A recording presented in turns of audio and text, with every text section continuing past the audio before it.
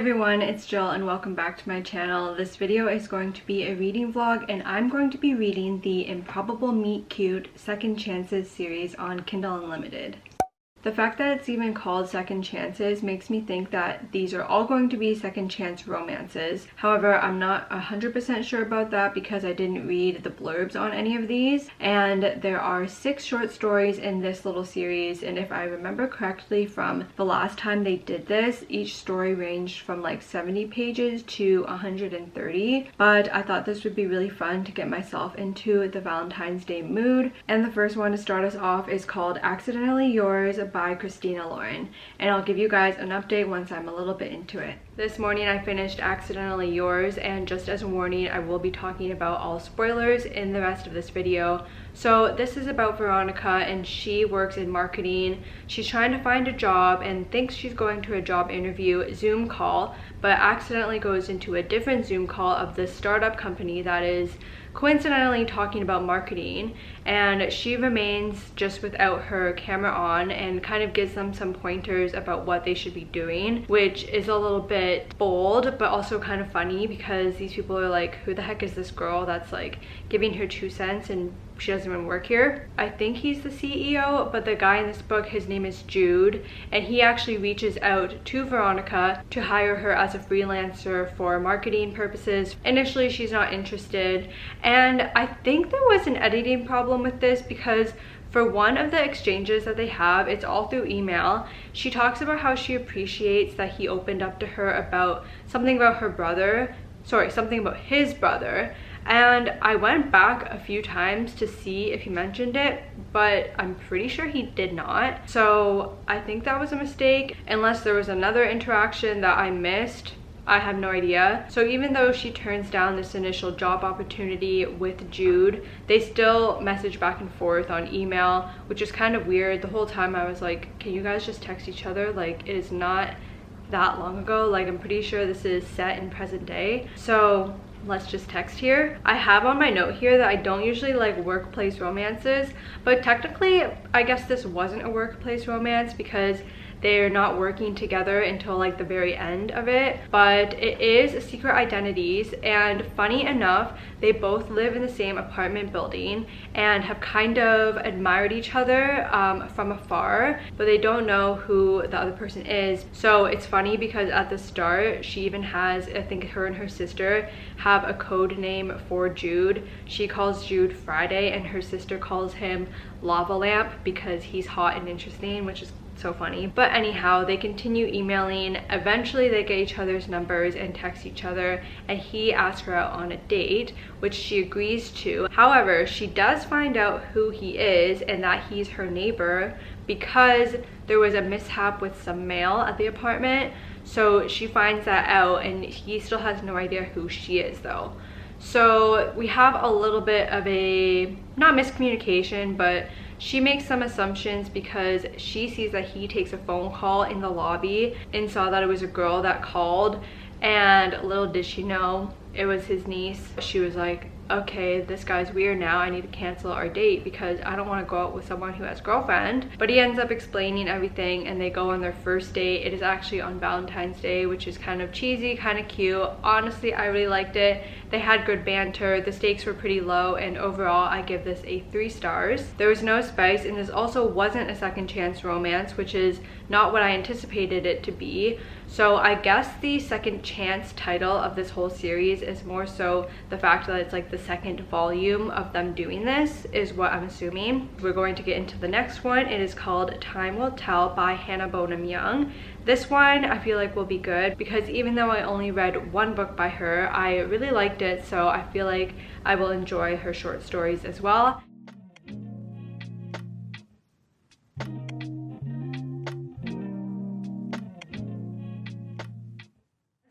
I just finished Time Will Tell, and this is about Georgia, who is a high school history teacher, and for one of her projects, or not projects, I guess for a class activity, let's say, she is going to be talking about her grandmother and opening up this time capsule that her grandmother made with another woman. It turns out that her grandmother actually passed away recently, and after she passed, she gave Georgia a letter explaining that she was actually in a relationship with another woman back in the 50s. That was a secret because just at the time it was not acceptable, I suppose. And so she reveals this to Georgia, and Georgia explains this to her parents. She's a little bit disappointed that her grandmother wasn't comfortable enough to tell her when she was alive, but regardless, she's happy that her grandmother finally gave her this information. And at the same time, she wanted to let Georgia know that her grandpa, so the grandma's husband, was a good man and they were really good friends, and even though she couldn't be with her true love, she still had a good life and did really love her husband, Georgia's grandpa. I can't remember if in this letter she wanted Georgia to contact any relatives of this woman that she was in a relationship with, but Georgia does so anyways, and she finds out that this woman had a grandson who is around her age, so she contacts him and tells him about her grandma and his grandma's relationship, and that they have a time capsule together, and they have a lot of correspondence through email, similarly to the other first short story, and they get kind of flirty, and then they end up phoning each other a lot. But unfortunately, this guy, he's a doctor and he lives in the UK, and Georgia lives in Toronto. So Georgia and her sisters, because of the inheritance that they got from the grandma, they are able to book a trip to go to the UK so that they can all open this time capsule together with this guy. His name is Callum. I thought it was really endearing that even after the first phone call between Callum and Georgia, he was already thinking far ahead with how they could even be together logistics wise, and he was being honest with himself, thinking how he doesn't want to give up his practice and his job. I don't love how at the end she ends up moving for him. I guess she wasn't as attached to Toronto. I feel like maybe there could have been some type of middle ground with that. A few weeks pass and they've been talking on the phone every single day since, and then her sister and cousin go to the UK. He meets them there and everything is wonderful, and then that's kind of where it ends. They have a first kiss and it was pretty romantic, but then we get to this news article which kind of briefly goes over how they met and just the circumstances of their relationship with the time capsule, their grandmas and whatnot. And I kind of wished that we were able to see them open the time capsule in real time, I guess, instead of hearing it through the news article, just because I feel like it would have been quite an emotional scene, and I would like to hear like what they said to each other when it happened, and when they like go through all of these different items that their grandparents put together, like the love letters and jewelry and pictures and whatnot. I just would have loved to see their reactions and their thoughts during that. So I was a little bit disappointed with that, but other than those few qualms, I feel like this was a pretty good short story regardless, and I'm going to give it 3 stars as well. The next one, actually, I try not to look at the overall ratings of books before I read them, but when I'm going on Goodreads and Fable to add to my currently reading list, I always accidentally see the overall rating or average rating or whatever.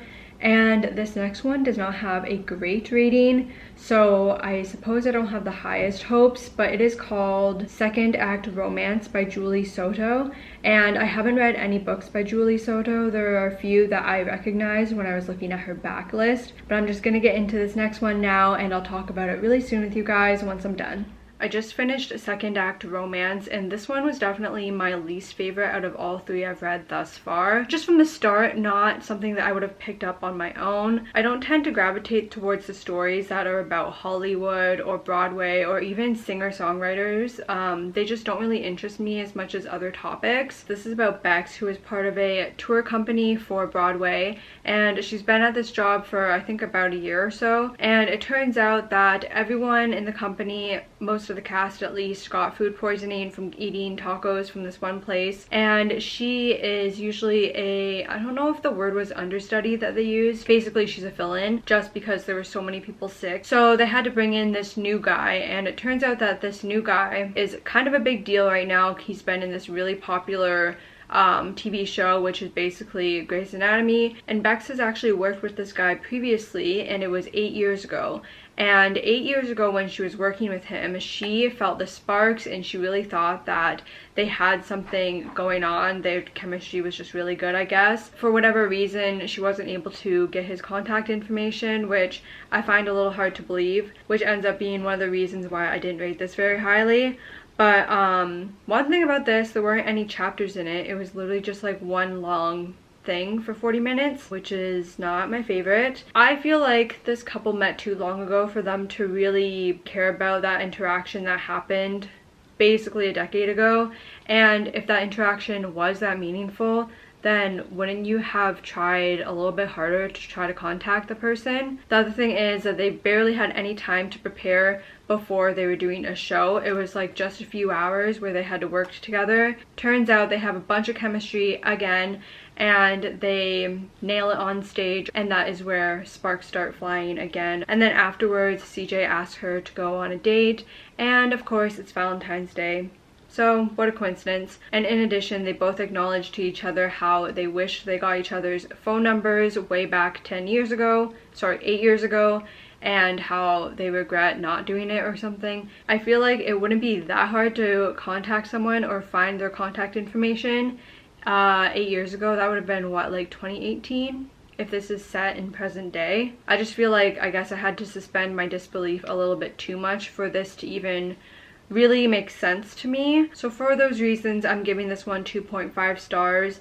And one good thing that I've been liking about these short stories thus far is that they're very tame on the spice. Basically they all just kiss, and it's just like cute, and I like it.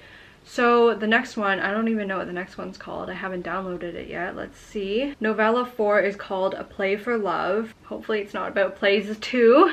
But this is by Trilina Pucci, which I'm not familiar with her work. Let's see. She has a book called One Killer Night, Evil is Forever. I don't think I recognize those books. I'm gonna download this. I don't think I'll read it tonight, but I'll probably read it tomorrow. And hopefully this next one is a little bit better for my preferences.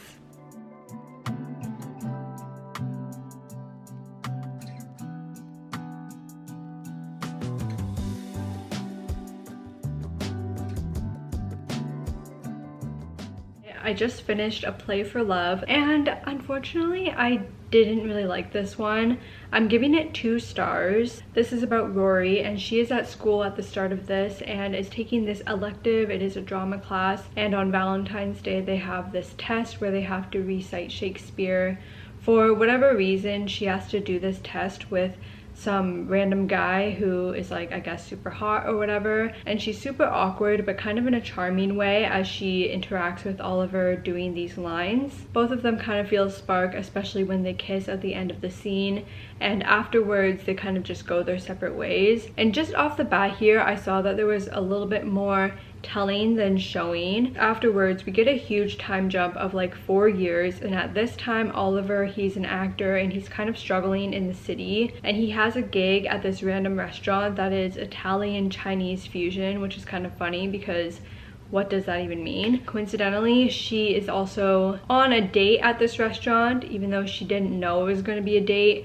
The guy she was with kind of tricked her into going with her, and Oliver saves her from this horrendous date that she has no interest in. And because there were so many years that passed, it was reminding me of the last novella in this series. I would say about midway through, I was not really feeling like picking this up, which isn't a great sign, especially when it's supposed to be like a fast read. Anyways, I finished it obviously, but after he saves her, she asks him if he will spend a day with her because one of the two of them are leaving the city. I don't even remember who. I think it was her.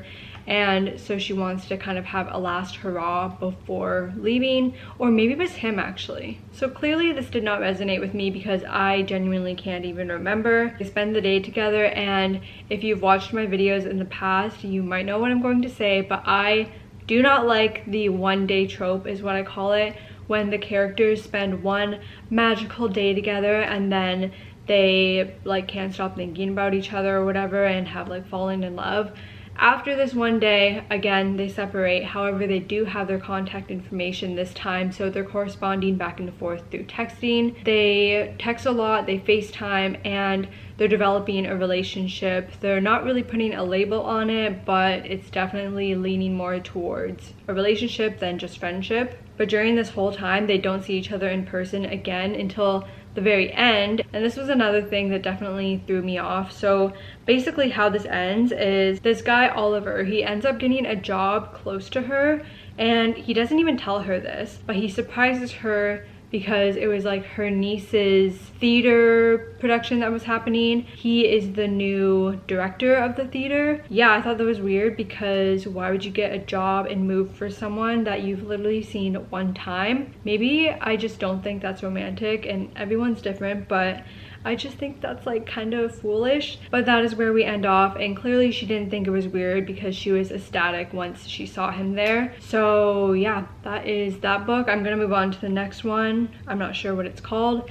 but I'll talk to you guys probably tomorrow because it's a little later now today, and I'll give you an update on book number, I think it's novella number 5. Last night I finished Death to Valentine's Day. This is by Cowles, and I actually really liked this one. I gave it 3.5 stars. This is about Maya, and last Valentine's Day she got, I can't remember the timeline exactly, but one Valentine's Day she got dumped, and then more recently she found out that her ex-boyfriend was sleeping with her cousin, which is crazy. But her friends are now trying to kind of lift her spirits, and they're going to go out for this current Valentine's Day, I believe, and she does not really want to do that, but they do end up convincing her to go to this party at this mansion. Weirdly enough, her ex-boyfriend has a brother who, they were, all three of them were pretty close growing up, and then she started dating the one brother, and I guess the other brother kind of had feelings for her too, but never said anything. He ended up going to go play professional football, and they just since have kind of drifted. However, coincidentally, both of these guys are at the party, and she ends up accidentally kissing the one that's not her ex,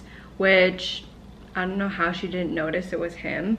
But basically she saw her ex down the hall and wanted to kind of prove to him that she was over him. So we have the weird trope of dating two brothers, which normally I'm like, this is just the weirdest thing ever. But I feel like this was so ridiculous that I kind of liked it. The brothers end up fighting, and then the ex ends up getting punched in the face, which was pretty satisfying. And things took a really odd turn though when Maya goes outside to take a breather, and there she finds a woman's body that's not moving. So she's like, what the heck is going on? She tells people, of course, and then the police can't come because I guess there was an avalanche, so they're unable to make it to do an investigation or to inquire further. I guess the person that owns this estate is pretty wealthy, so they have enough rooms for everyone to stay the night, and she ends up staying with the brother. His name is Decker. I don't even know if I said that before. So they end up staying together, and we have the one bed trope. It's a little bit cliche, I guess. And there was a little bit of spice in this one, but nothing too crazy. And then randomly this turns into a thriller because it turns out that her best friend actually hates her and was trying to off her, but accidentally got the wrong person. So that is who Maya found out on the deck. And then it was like a little bit of a hostage situation where they're trapped in a room together, and her best friend is trying to hurt her. Of course, Decker comes and saves her, but I was like, this is so strange. And then we have the epilogue where they're happy and together. So this was a fun read, super unbelievable, and I'm getting into the next book. It is called Valentine's Sleigh by Navessa Allen. I've actually already started this one and I'm almost done, so I'll give you guys my final thoughts on it very soon.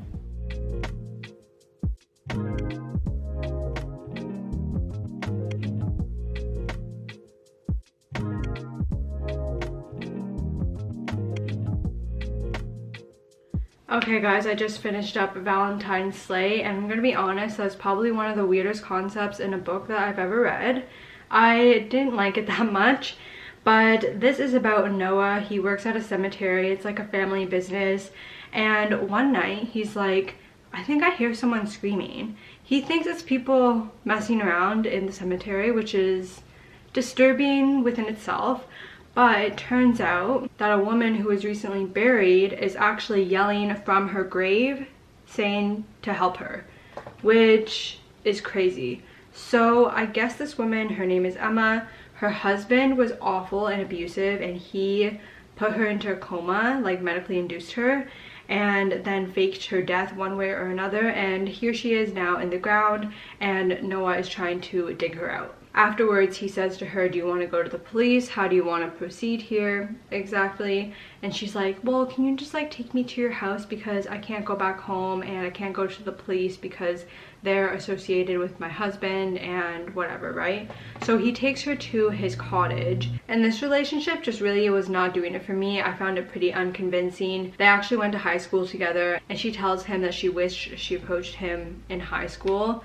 And he's like thinking, yeah, I wish you did too, because you're so cute and blah blah blah. But yeah, wish she approached him, thought that he was always nice and kind of had an eye for him, I suppose. And then they end up hooking up, which I was like, whoa, like girl, maybe slow down. You just got dug out of the dirt. We're moving a little too quickly here. So there was a little bit of spice in this one, and I do not know why she would have been in the mood after being in a coma, not eating for a long time. I don't know, it just seems so strange to me. So then they make this plan to go into her husband's and I guess her house to, you know what, I don't even remember why they want to go into the house, but they do. They break in, and oh, turns out the husband comes home and there's a huge fight that breaks out, and it ends kind of similarly to how The Housemaid, the movie, ended.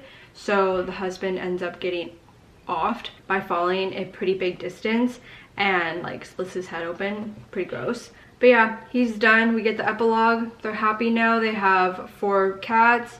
He just proposed to her, and it is Valentine's Day. What a coincidence.